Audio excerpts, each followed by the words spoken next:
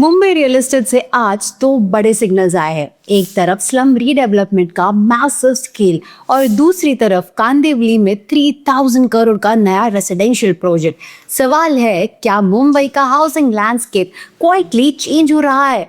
स्वागत है आपका रियलिटी चेक में, जहां हम सिर्फ हेडलाइंस नहीं बल्कि उनके पीछे के रियल एस्टेट सिग्नल्स को भी समझने की कोशिश करते हैं। तो चलिए शुरू करते हैं मुंबई के स्लम रीडेवलपमेंट अपडेट से।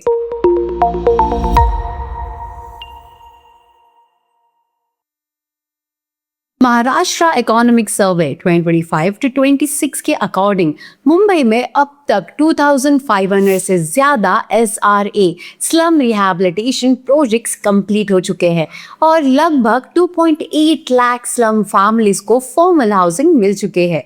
इंटरेस्टिंग बात यह है कि इनमें से काफी प्रोजेक्ट्स लास्ट 5 इयर्स में यानी कोविड के बाद कंप्लीट हुए हैं। इसका मतलब है कि मुंबई में रीडेवलपमेंट एक्टिविटी पिछले कुछ सालों में काफी फास्ट हुई है, जो सिटी के हाउसिंग लैंडस्केप को ग्रेजुअली चेंज कर रही है। इस सारे मॉडल सिंपल है। डेवलपर्स स्लम रेसिडेंट्स को फ्री हाउसिंग प्रोवाइड करते हैं और बदले में उन्हें एक्स्ट्रा कंस्ट्रक्शन राइट्स मिलते हैं। और सिर्फ SRA ही नहीं, महाराष्ट्र में अफोर्डेबल हाउसिंग के लिए माडा और सिड को भी इम्पोर्टेंट रोल प्ले करते हैं। डेटा के अकॉर्डिंग माडा ने 1977 से लेकर अब तक 5.27 लाख हाउसिंग यूनिट्स डेवलप किए हैं। सिडको ने लगभग 2.30 लाख होम्स कंस्ट्रक्ट किए हैं। साथ ही पीएम स्कीम के अंडर महाराष्ट्र में 8.75 लाख हाउसेस ऑलरेडी कंप्लीट हो चुके हैं। Now let's see why it matters. अगर आप मुंबई में प्रॉपर्टी मार्केट फॉलो करते हैं तो ये नंबर्स एक इम्पॉर्टेंट सिग्नल देते हैं। इसका इम्पैक्ट सिर्फ हाउसिंग पर नहीं बल्कि मुंबई के land use and future property supply पर भी पड़ता है।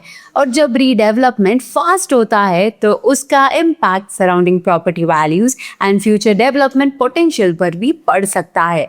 आपके हिसाब से मुंबई जैसे सिटीज में रीडेवलपमेंट ही लॉन्ग टर्म हाउसिंग सोल्यूशन है या फिर सिटी प्लानिंग का अप्रोच और चेंज होना चाहिए? कमेंट्स में हमें जरूर बताइए। अब चलते हैं मुंबई के वेस्टर्न सबर्ब्स कांदिवली की तरफ, जहां एक नया रेसिडेंशियल प्रोजेक्ट अनाउंस हुआ है।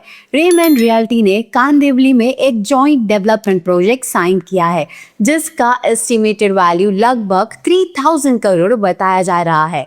कंपनी के अकॉर्डिंग ये मुंबई में उनका 7th जॉइंट डेवलपमेंट प्रोजेक्ट है। रेमंड रियल्टी अब हाई क्वालिटी अर्बन लोकेशंस पर फोकस करके अपना पोर्टफोलियो एक्सपैंड कर रहे हैं, जहां and user demand and investment potential दोनों स्ट्रांग होते हैं।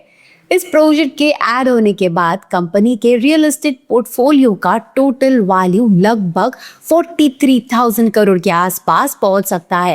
एंड रिसेंटली कंपनी ने वडाला में भी एक लार्ज रीडेवलपमेंट प्रोजेक्ट अनाउंस किया था, जहां प्रीमियम रेसिडेंशियल टावर्स डेवलप होंगे।